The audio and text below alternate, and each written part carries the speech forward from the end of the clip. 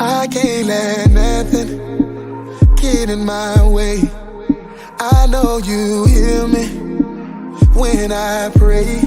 I know that I'm not perfect, yeah, I make mistakes. I need you to be there for me every step of the way, yeah, cause there's a blessing with my name on it. Hey, you know that I need it, Lord. Show me how to get it, Lord. I'm barely eating, Lord. Trying to feed my people, Lord, yeah, cause there's a blessing with my name on it. Ooh, hey, you know I receive it, yeah, I believe it, yeah, yeah. This year will be my year. I claim, hey, yeah, I claim. Oh, oh, oh, yeah, yeah. This year will be my year. I claim it, yeah. I claim it. This year will be my year. I've been putting work in, yeah. Tryna make my dreams come true. I know I get impatient. My family and my babies, they waiting on me to come through. Pressure on every level. Issues, I got several. Trying not to settle. I wanna be successful. I can't be a failure, but it get kinda hard trying to keep it all together. There's a blessing with my name on it. You know that I need it, Lord. Show me how to get it, Lord. I'm barely eating, Lord. Trying to feed my people, Lord. There's a blessing with my name on it. Hey, you know I receive it, yeah. I believe it, yeah, yeah. This year will be my year.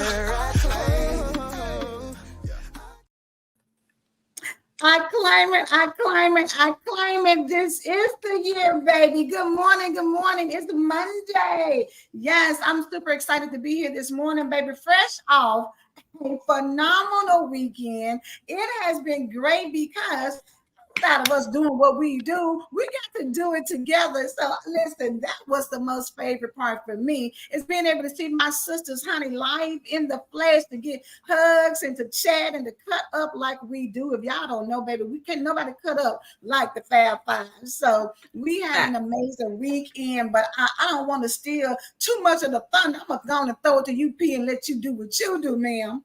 Listen, I need to know what you all are working with this morning. Listen, I'm sipping on water, got to keep it hydrated.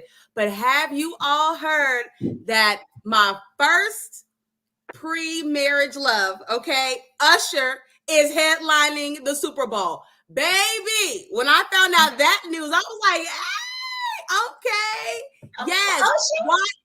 Okay, Usher, listen. Especially because I'm not going to the Super Bowl, but I will be in Vegas that weekend. So, you might as well be there. I mean, yes. I can be. I'm not buying a ticket for a Super Bowl, but if they bless me with one, you better be. I'm not gonna say I'm not going, because you never know where the favor of God. Especially with you. Thank you. Y'all, the favors on Dr. Sparkle's life, she always gets upgrades. She always gets VIP. She always gets a bonus something. So listen, don't say what you're not going to do. So just say that you haven't made plans yet, but it's open. She's available. She's available. Okay. Exactly. This is really good for him. It's really good for all the things that he's accomplished in his life. And the reason why I think it's good, ladies, is because they said that his particular genre of music, R&B, is dying out. That's like the common, yes, that's a common saying, that R&B is dead. R&B is dying out. These new R&B stars can't hold a candle to it. But what is happening is, in the midst of people saying that something is dead, the king of that industry, the king of that genre is like, nah, baby, we here, we kicking, we rolling, it's happening. So I said, you know what?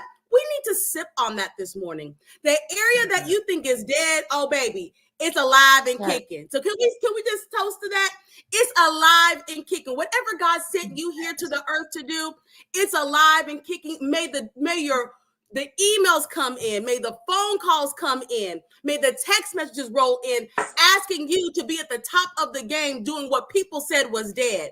So that's what we're sipping on. So while you're liking this broadcast, good morning, Shannon.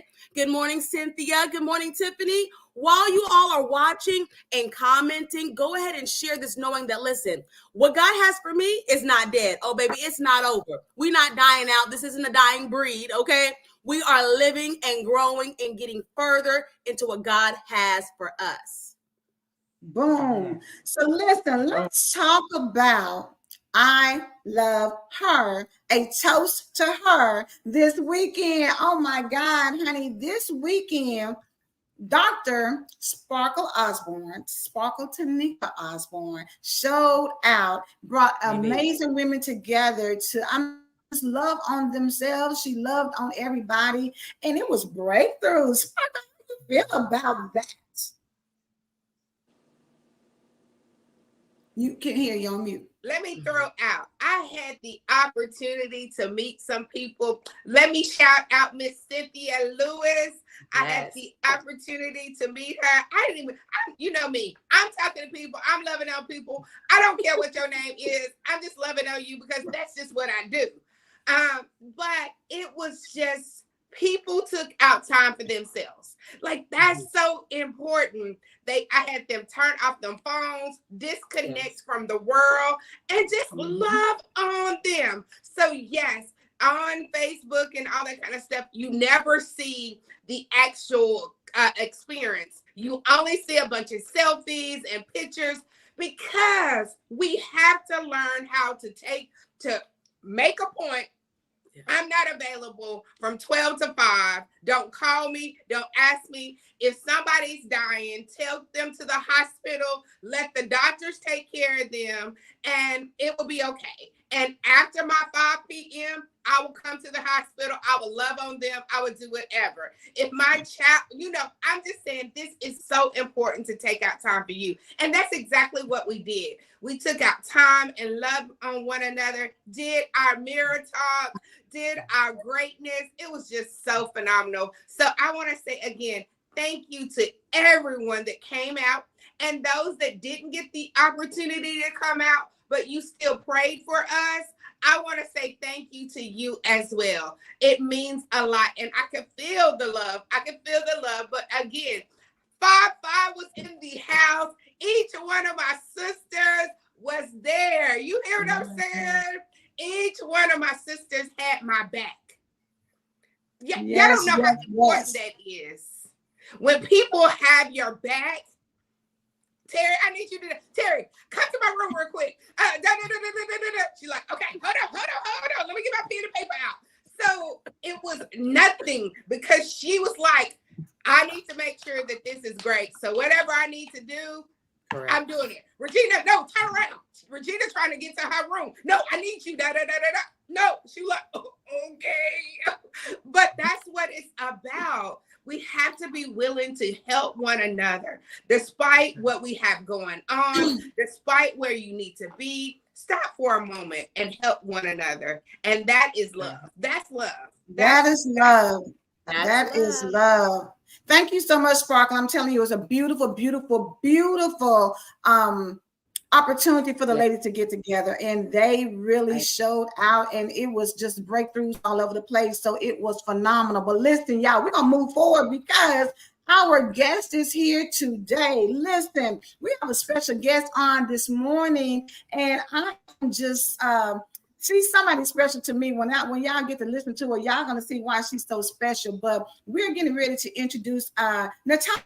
And so listen, I was trying to pull up the bio this morning so I could give y'all, some real good fruit and let y'all really hear some things. So I'm gonna just give y'all a little tidbit. So I'm gonna be looking crazy because I'm looking on another screen. However, I just want to give y'all this piece. Natashah is a therapist by trade, but even beyond that, she's a published author. She's an educator, and she's an advocate for change by increasing awareness of addiction, removing the stigma in our society, and helping others learn how to embrace the challenges they face while learning how to emotionally heal from the negative impacts of addiction. So if you didn't know, this month is Addiction Recovery Month. And so we want to have someone on here to speak about that because a lot of people struggle with addiction recovery process. And so we brought an expert on, baby. The Empower Morning Show is not playing this morning. We brought on an expert. So give me 1 second because I want to go ahead and bring on Natashah Khan.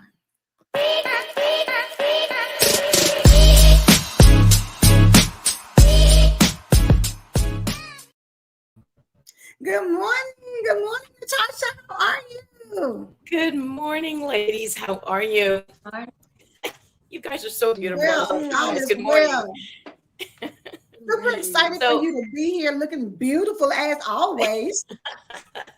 Well, you know, I had to match the audience, right? You ladies are the host. Should I say the host? You ladies are always fly all the time. So I wanted to make sure that I was up to par with you ladies. Honey, you are there and then some. So listen, we got a little slow start here because I know it's listen, we are here. So I want to make sure to give you an opportunity to kind of share a little something about yourself, Natashah, because the bio, yeah, you know, I just gave the first couple of lines, but I want them to know about you so we can bring them up to speed a little bit as we talk about addiction recovery. Okay. Well, first of all, good morning, everybody. I have to apologize because my Wi-Fi internet connection is not that great, so I do apologize if it tends to slow down a little bit.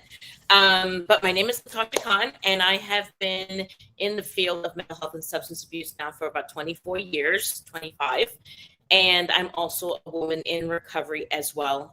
April 10th next year, I'll have about 13 years in sobriety. But I'm sober from multiple things. I'm sober from drugs, alcohol, sex, work, codependency. It's one of those things that when you struggle with addiction, you're not just addicted in one area of your life. You tend to be addicted in multiple areas of your life. So after going through my master's program and becoming a counselor, I learned in the very first year of working in addiction that I too had some addiction issues that I needed to tend to. And so I'm very big on practicing what I preach. So I did not feel comfortable as a clinician to be out there teaching people or advising people or directing people on how to live a healthier lifestyle when I was not doing that behind closed doors. So that definitely prompted me to step into recovery. And it has been the greatest gift of my entire life because it has changed me completely, which has taken me onto, and I give God all the glory and all the praise because God gifted me the opportunity to step out from behind the desk and not be a clinician anymore, where I can go out and actually educate and help others understand what addiction really is about so that we can spend less time judging others and spending more time helping and supporting others that are struggling with mental health and substance use disorders. Excellent. Hopefully that helps. It did for sure. And you know what? I want to kind of tap in because I love that you said you wanted to make sure that you were able to help somebody else, but at the same time, you were making sure you were good as well. But you mentioned in the intro the different types of addictions, because I think so many people focus on when they talk about addiction recovery, you're thinking drugs, you're thinking alcohol, but there's so many more things that you can be addicted to. Can you speak a little bit about that? Oh, absolutely. I can speak all day on that. It's what I do for a living. I teach on the biopsychosocial spiritual model of addiction. And what that is there are different contributing factors to the disease of addiction. Science tells us that there's 85 genes within the human makeup that puts us at a predisposition for dependency and or addiction issues. And so as a result of that, we have genetic makeup, we have chemical imbalances, we have cognitive vulnerabilities or the way that the brain is developed and how it functions, environmental factors, social factors that all play a part in the addiction or the dependency issue progressing over time. And so often what you'll find is people develop, especially if they have suffered any kind of trauma, they will develop a lot of, this is a long, I don't know how much time I have, so I'm trying to abbreviate this, but you have to really take the time to help people understand that this is a brain disease. So this has a lot to do with the chemical imbalance in the brain, how that affects the prefrontal cortex, which is the front part of the brain, which is where your decision making, critical thinking skills, problem solving skills, regulating emotions, all of that lies in the cognitive part of the brain, right? So if someone experiences trauma then hinders the development of the brain. And as a result of that, that plays a huge part on their perspective and how they see themselves. That affects their self-esteem, that affects their self-worth. So there's a lot of nature versus nurture stuff that plays a part in this as well, that causes it to progress over time.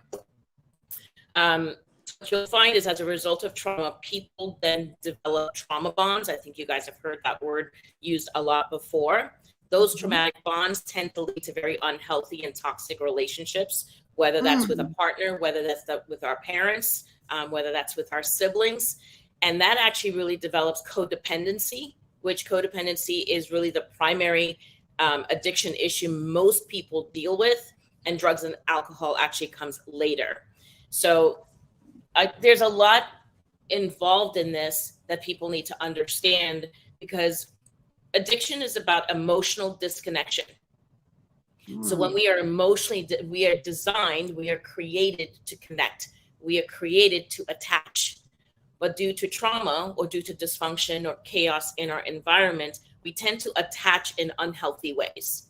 Those unhealthy attachment styles is what impacts our relationships and our dynamics with others, which then leads to codependency. It could lead to us being workaholics. And then, like I said, the sex, food, drugs, and alcohol actually come much later on.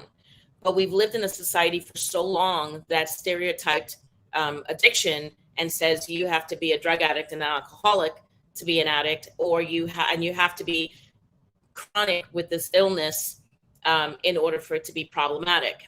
So a lot of times you don't see people seeking help until they're going into seeking treatment, because they're either about to lose a house, they're about to lose a relationship, or they're going to jail, or they just can't physically function anymore without the use of substances. So I would try to give that to you in a nutshell. Baby, you did a great job with that. Listen, you broke it down and really gave us a lot of little pieces to tap into, because codependency, a lot of people can relate to that. But you said trauma bonds. And earlier last week, we talked about soul ties. So there's so many things at work where people are not even really recognizing. Like you said, you're just thinking that, okay, we're dealing with quote unquote alcohol addiction or drug addiction, not realizing that all of those things, before it gets to that place, there's symptoms and signs and things way before that. So can you kind of, and I know it's hard and different from different people, but what are some signs that we can look for that, looks like somebody's going down a pathway that I think may be destructive? Let me talk to them, or let me see, what's really going on. What can we be looking for, Natashah? So that's such a great point, and this may make for another show. Because really, so the average mean age for someone using substances or starting to experiment with substances is, currently is like 11 or 12 years old. That's the average mean age that you'll see someone starting to use substances. So a lot of it prior to that is behavioral. And it's really important for parents, family members, caretakers to be paying attention to the behaviors of their loved ones. And not so much the ones that may be extroverts and be outward with their emotions and the way they express themselves. There are a lot of children running around today almost like zombies. They lack social skills. They're very withdrawn, very isolative, very guarded. And we tend to sum that up and say, okay, well, they're shy, but we're not talking to our children, right? Our communication within our family systems are broken. And that's for every culture that's out there. This isn't specific to one particular culture. In every home in America, somebody is struggling with an addiction issue. And I want to be clear before I go further. Addiction is a comorbid illness. It is mental health and substance use. So I always say, think of an umbrella, and addiction is at the top. And underneath that, you have mental health and substance use disorder, right? And they go hand in hand. So you either have individuals who are born into substances because mom was using substances in utero, which then leads to developing mental health issues, and or the individual has mental health issues Did I say that? Yeah, they have mental health issues and then use substances later on in life, right? So they go hand in hand. It's not like it's people will say, well, my loved one has a mental health issue, but they're not an addict.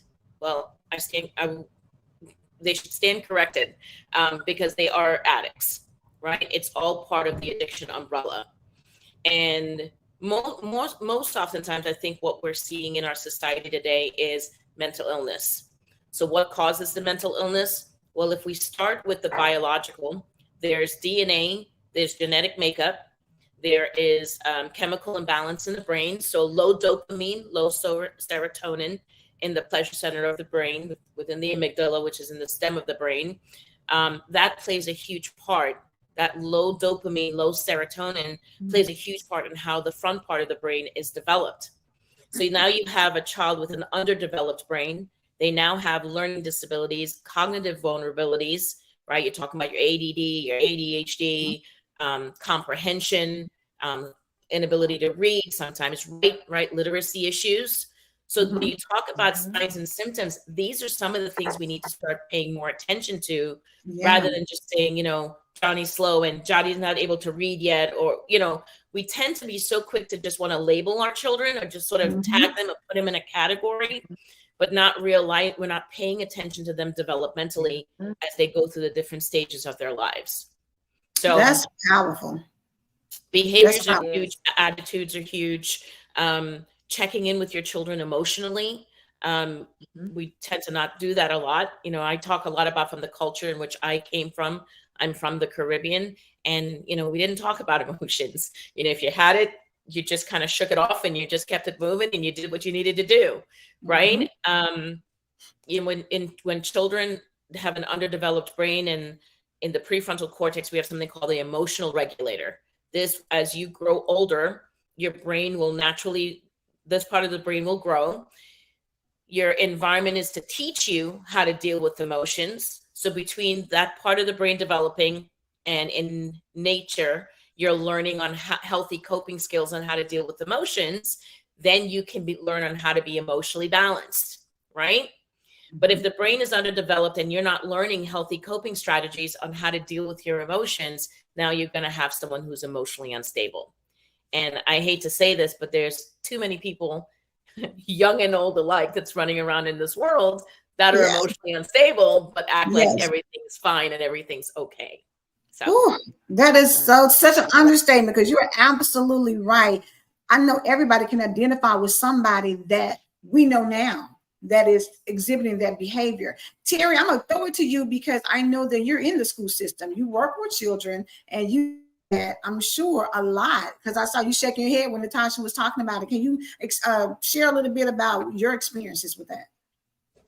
Yeah, well, I've always, well, not only am I an educator, but my background is in psychology, and I was in the mental health field before I was in the education field. And so, and even now I'm a mental health coach. And so I was shaking my head because I really agree with Natashah, because unfortunately, children tend to get the write-off from their parents, from the school system, that, that's just so-and-so, or like she said, they're a little bit slow, or they're delayed, or it's the behavioral issue.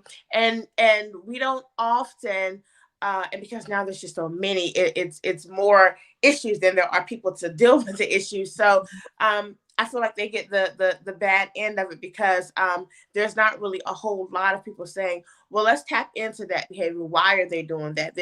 Nobody's looking into the why. It's just, okay, this is what's going on, especially when it comes to things like ADHD. Okay, they've been diagnosed with ADHD. We're going to give them some medicine, keep it moving. So no one is looking into the whys of the behavior. And then people are finding out these things later. People aren't paying attention until it's really a problem, and not really doing what Natashah is saying, like noticing and paying attention to those signs along the way, talking to their children along the way, talking to their students along the way, really diving in deep.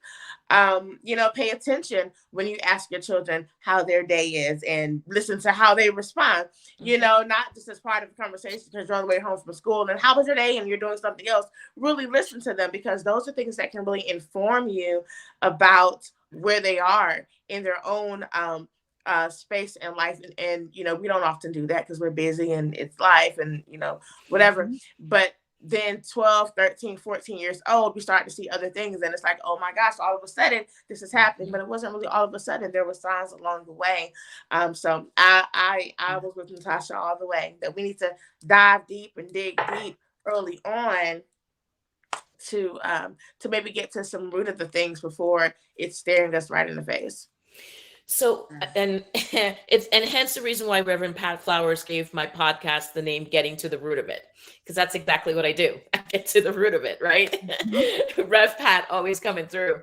Yes. But so it starts with your experiences in life. So with the biopsychosocial spiritual model, it starts with what you've experienced in your early years. And due to a lack of understanding, again, brain development, breakdown of communication in the home, if a child, depending upon the age, a child experiences some sort of a dysfunction and or chaos in the home, the child walks away with their own perspective, which is then, and again, depending upon how old they are, they tend to personalize what's happening. So they develop what I like to call I am statements, right? Limiting beliefs.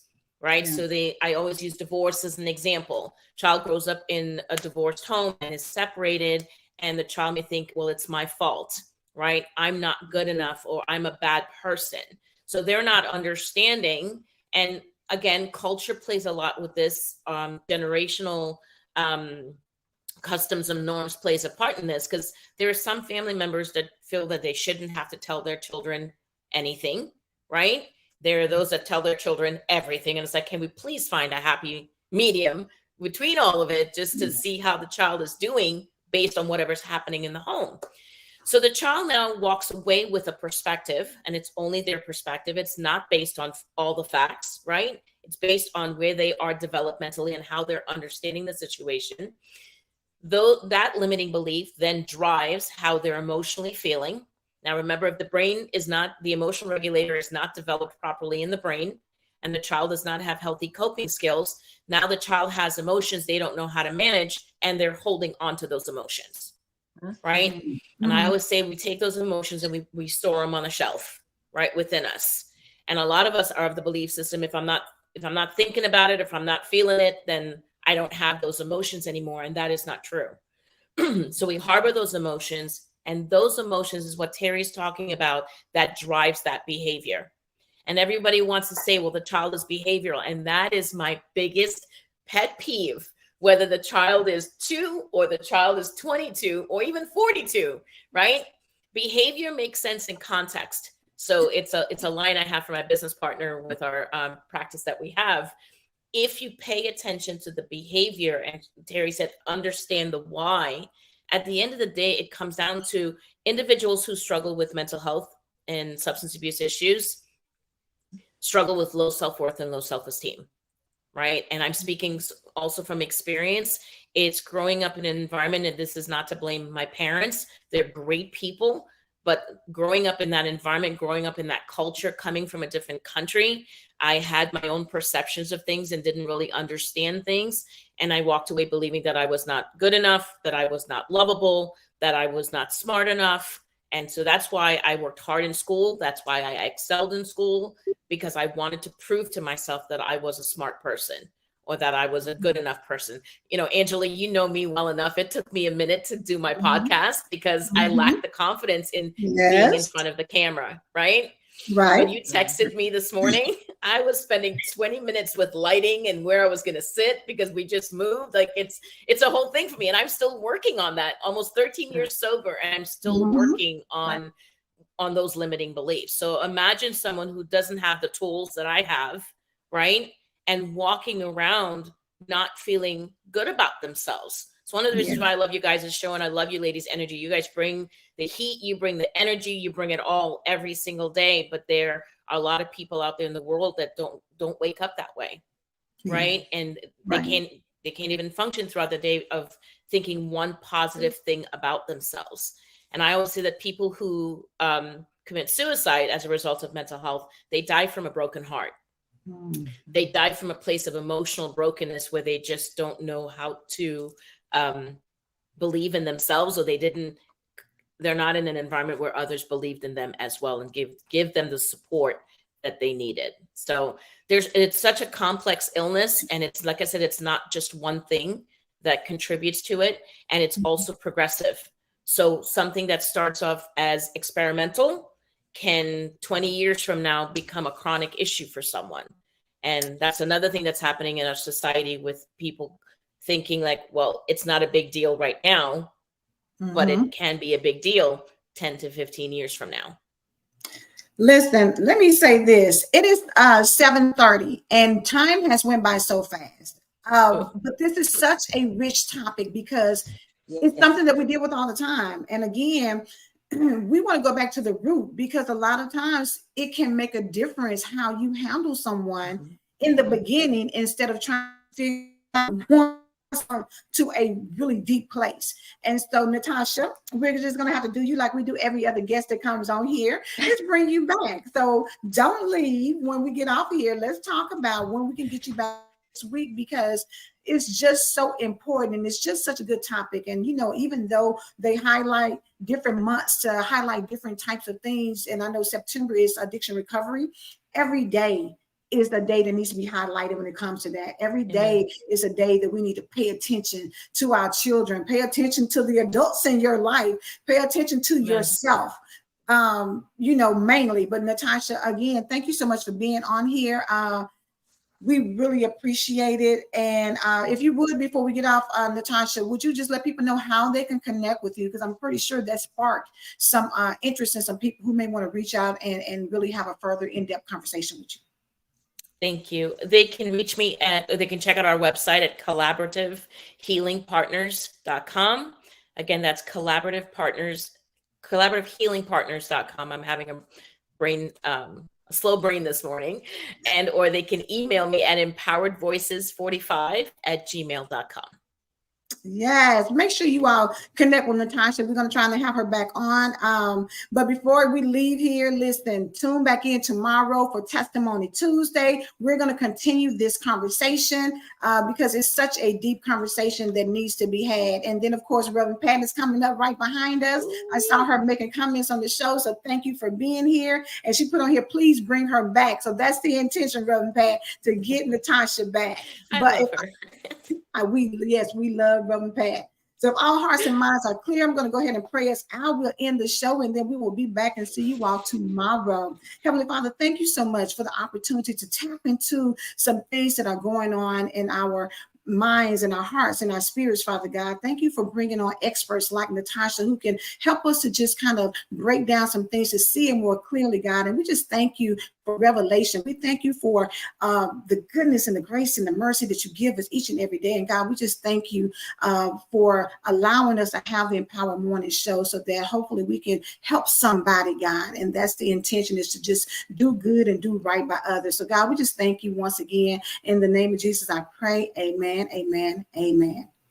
All right, everybody, y'all have a good one, and we will see you tomorrow on Testimony Tuesday. Thanks, Natashah. I claim it, this year will be my year. This year will be my year. I claim it. I really believe it in my heart. This year will be my year. I claim it, yeah. I claim it, I claim it, I claim it, I claim it, I claim it, yeah, yeah. I claim it, I claim it, I claim it, hey, I claim it, I claim it, hey. Yeah, I claim it, I claim it, yeah, yeah. I claim it, I claim it, hey.